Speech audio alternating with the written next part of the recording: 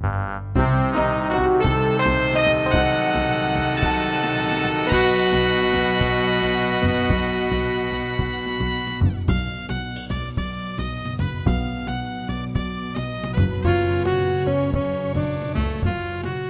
j'en mets un petit sourire. Ah. Bon, ça va comme ça? Attends, j'ai pas fini de m'amuser. J'ai vu des trucs super intéressants sur la table, regarde. Regarde les points noirs. Ah bah ouais, si c'est noir, c'est que c'est froid. Bah qu'est-ce que c'est? Bah on dirait... Bah c'est des gouttes d'eau. Ah bah oui. Ah, bah c'est parce que l'eau elle s'évapore. C'est comme quand on sort de la douche. Ah, on a froid. On a froid. Est-ce que c'est une impression ou... Je crois qu'il faut qu'on expérimente dessus. Avec la caméra? Ouais. Ouais. Alors j'ai justement préparé une expérience pour voir l'effet de l'évaporation. Super. C'est des éponges que j'ai mis dans un sac plastique. D'accord. Là tu vois, regarde, avec la caméra de thermographie, on voit qu'elles sont pile poil à température ambiante. Quand on est dans le sachet, l'air il est saturé à 100% d'humidité. Ça veut dire qu'il y a autant de molécules d'eau qui vont quitter l'éponge que de molécules qui vont revenir. Donc, bah, il ne se passe rien, la température ne change pas. Elles sont humides. Je vais en sortir une. Dès qu'on le sort, ça devient plus sombre en infrarouge. Ça veut dire que ça refroidit tout de suite. Ah.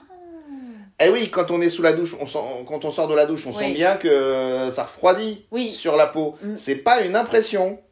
Quand on est à l'extérieur, l'air il reste à 50% d'humidité. Ça veut dire qu'il y a moitié moins de molécules d'eau que dans le sac plastique. Conclusion, il y a moitié moins de molécules d'eau qui viennent se recoller que de molécules d'eau qui partent. Il y en a plus qui partent. Et en plus, celles qui partent, c'est celles qui ont suffisamment d'énergie pour partir. Et donc en partant, elles emportent leur énergie. Ça refroidit. Et je vais souffler dessus. Comme ça là. Ouais, alors peut-être avec le sèche-cheveux. Mais en le mettant froid, d'accord? Alors là, si tu peux la tenir, parce que comme il y a quand même pas mal d'air, attention. Hop, et voilà. C'est beaucoup plus foncé, effectivement. T'as vu, c'est vachement plus foncé. Oui. Ça veut dire que ça a beaucoup refroidi. Et très rapidement. Très rapidement. Quand on souffle pas, les molécules d'eau qui viennent juste de sortir, elles se cognent avec les molécules d'air. Il faut du temps pour qu'elles s'en aillent. Tout près de la surface, on va avoir un taux d'humidité qui est plus important. En revanche, si je souffle, je vais remplacer en permanence l'air qui est tout près de la surface. Et donc, au lieu d'avoir des molécules d'eau qui sont parties et qui peuvent se recoller, dès qu'elles partent, je les enlève, elles peuvent plus se recoller. Donc, ça accélère l'évaporation. Et donc, c'est pour ça que ça refroidit plus, que ça refroidit plus vite. Et oui, et en fait, tu as mis un plastique, c'est pour que ça refroidisse moins vite. Comme quand on met un couvercle sur une casserole. Oui, quand on met un couvercle sur une casserole. J'ai justement fait l'expérience avec du café. Ah. J'ai mis du café dans 2 tasses. Il y en a une, j'ai mis une soucoupe par-dessus pour éviter que la vapeur d'eau s'en aille. Alors, ça prend du temps à refroidir, mais tiens, regarde. T'as vu? La tasse sans couvercle, ça refroidit bien plus vite. Bien plus vite, oui. Et alors, ce qui est intéressant, c'est qu'on peut regarder le niveau de l'eau. Regarde, si on accélère. Ah, c'est fou ça! Quand on fait sécher son linge, on s'attend bien à ce que l'eau s'en aille, puisque c'est ce qu'on veut. L'eau s'évapore, ça sèche. En revanche, quand on laisse la tasse de café pour la refroidir, ce qu'on veut, c'est qu'elle se refroidisse. C'est pas qu'il y ait de l'eau qui s'en aille. Et puis en plus, ça met un certain temps quand même à se refroidir.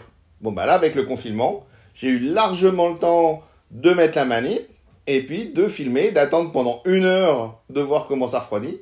Et là, on s'aperçoit que le niveau, il baisse. C'est pas juste un tout petit peu d'eau qui s'en va. C'est plus que quelques pourcents. T'as vu, t'avais déjà vu de l'eau s'évaporer? Ah non, ça jamais, hein. Et alors, ce qu'on peut faire, c'est faire le coup du ventilateur. Donc, j'ai refait l'expérience, mais en soufflant avec le sèche-cheveux.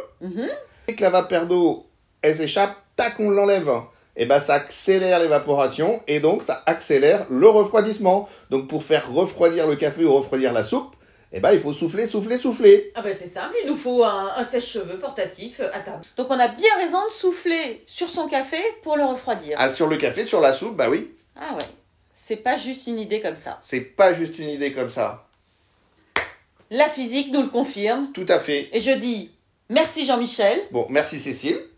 Ah. Eh oui, parce que beaucoup de spectateurs ont dit, voilà, et effectivement... Eh oui. Merci Cécile. Bien sûr. Mais surtout, Merci la physique.